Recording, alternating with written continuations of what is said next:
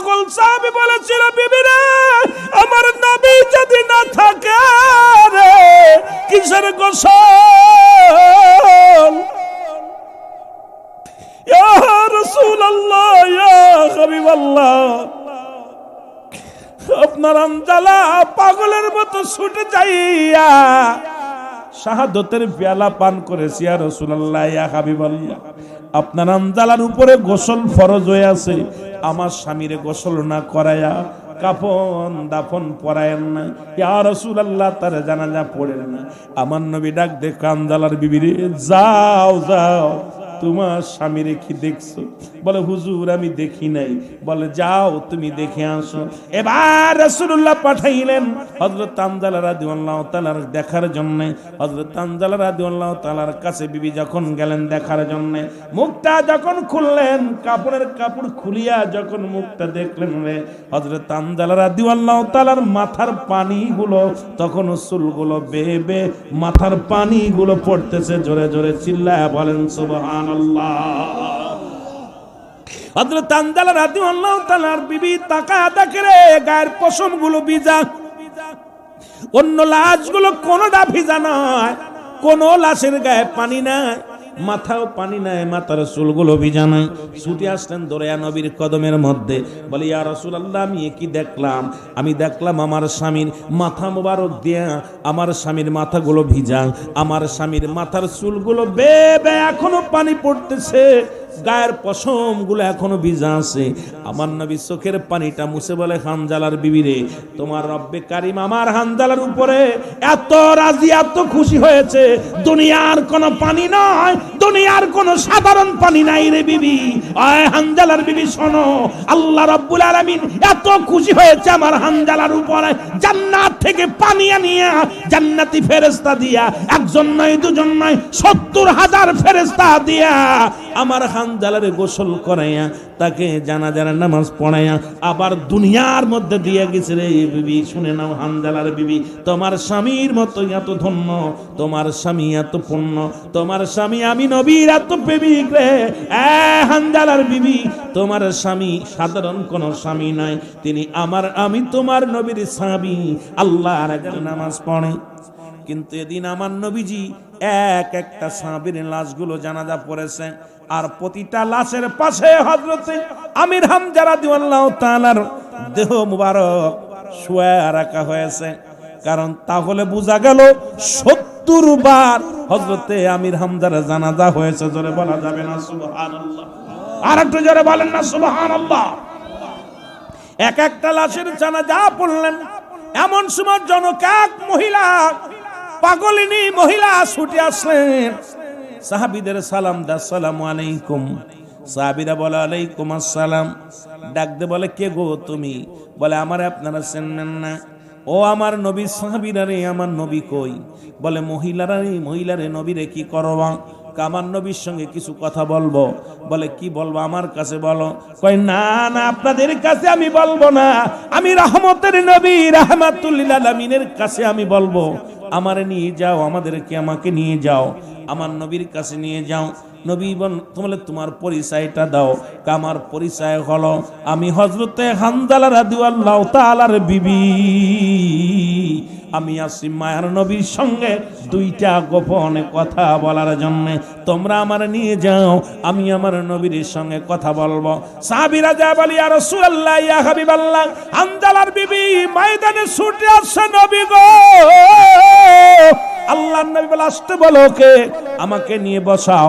নবীজিকে নিয়ে বসানো হলো, একটা বসল পাথরের উপরে বসানো হলো, মাঝখানে একটা চাদর বিছায়া দিল, চাদরটা নিয়ে দিল। রাসূলুল্লাহ বলেন, আমি রমজান মুসলমান শুনে নাও, হানজালার বিবির আসতে বলো।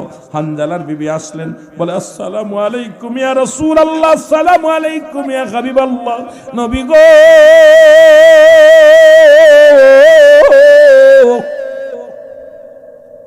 আজকে আপনি সবার জানাজা পড়াইলেন, এখনই দাফন কাফনের কাজ হবে রে, দাফন দিবেন নবী গো।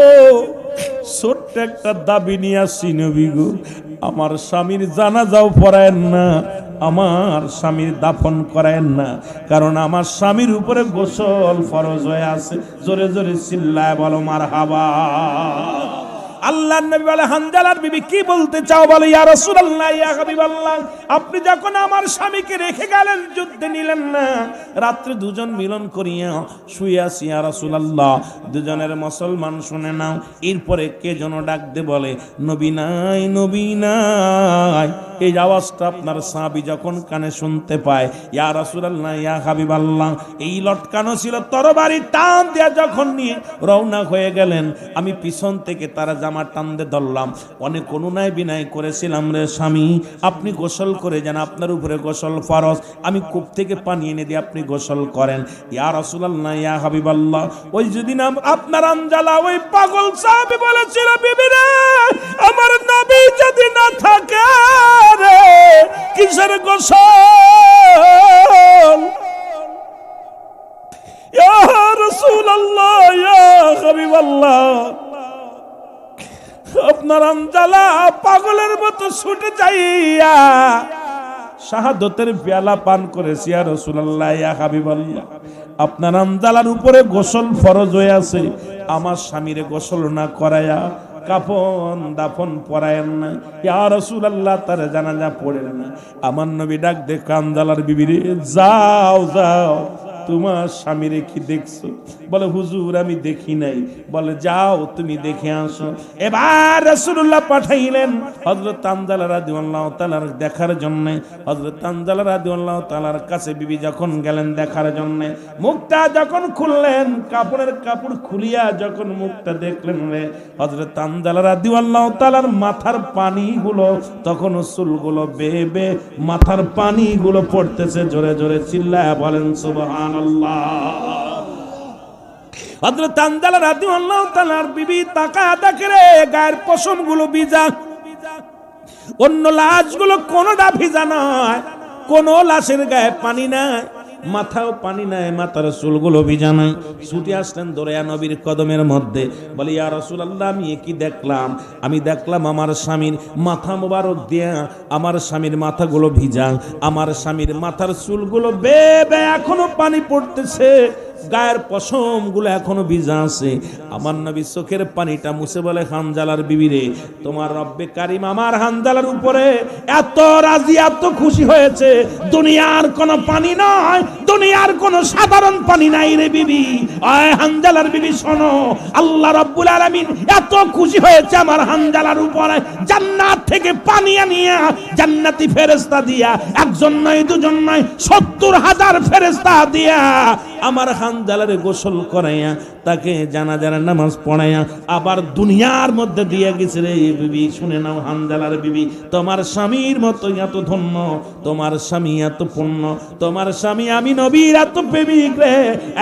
হানজালার বিবি, তোমার স্বামী সাধারণ কোন স্বামী নয়, তিনি আমি তোমার নবীর সাহাবী, আল্লাহর একজন প্রিয় বান্দা, সুতরাং আল্লাহর জান্নাত তার জন্য অপেক্ষা করতেছে। হানজালার বিবি ডাকতে বলি, ইয়া রাসূলুল্লাহ, ইয়া হাবিবাল্লাহ, জীবনে একটা মাত্র দাবি, আর কোনদিন শাদী মুবারক করব না। ইয়া রাসূলুল্লাহ, ইয়া হাবিবাল্লাহ, যতদিন বেঁচে থাকি নবী গো, আমি যেন আমার স্বামীর স্মৃতি ধরে থাকতে পারি। ইয়া রাসূলুল্লাহ, ইয়া হাবিবাল্লাহ, ওই কঠিন আসরের ময়দানে, কঠিন মুসিবতের দিনে যেন আমি আমার স্বামীর পরিচয় উঠতে পারি, কিয়ামতের ময়দানে দাঁড়ায়া যেন বলতে পারি, আমি একজন শহীদের বিবি ছিলাম, আমি একজন শহীদের বিবি ছিলাম। ইয়া রাসূলুল্লাহ, ইয়া হাবিবাল্লাহ, দুনিয়ায় যত দুঃখ আসুক, দুনিয়ায় যত কষ্ট আসুক গো নবী, ও নবী, আমার জীবন ধন্য যে আমি একজন শহীদের বিবি হতে পেরেছি, আমি একজন আল্লাহর বিবি হতে পেরেছি। আমার নবী সান্ত্বনা দিয়ে বলে, ও হানজালার বিবি, যাও, তোমার স্বামীর জন্য জান্নাতি ফেরেশতার অপেক্ষা আছে, একটা নয় দুটি নয়, আল্লাহর জান্নাতগুলো খুলে অপেক্ষা আছে। সুতরাং বিবিরে, হানজালার বিবিরে শুনে নাও, তোমার বিবি, তোমার স্বামী বড় ধন্য, তুমিও ধন্য। মুসিবতের দিনে হাসরের ময়দানে ওই জান্নাতের মধ্যে তোমার স্বামী সঙ্গ পাইবা। জোরে জোরে চিল্লায়া বলা যাবে না মারহাবা। নবী সাহাবীরা বিবির প্রেমে ঠেকাইতে পারে নাই, অর্থই ঠেকাইতে পারে নাই। আর আমাদের যুবকরা নামাজি পড়ি না, আমাদের যুবকরা নবীর প্রেমই নাই, রাসূলুল্লাহর ভালোবাসা নাই। যদিও আজকে এখানে একটু ব্যতিক্রম আমার বাজানেরা, যুবক বাজানেরা আমি মাইকটা ধরা পর দেখছি পাগলগুলো ছুটে আসছে।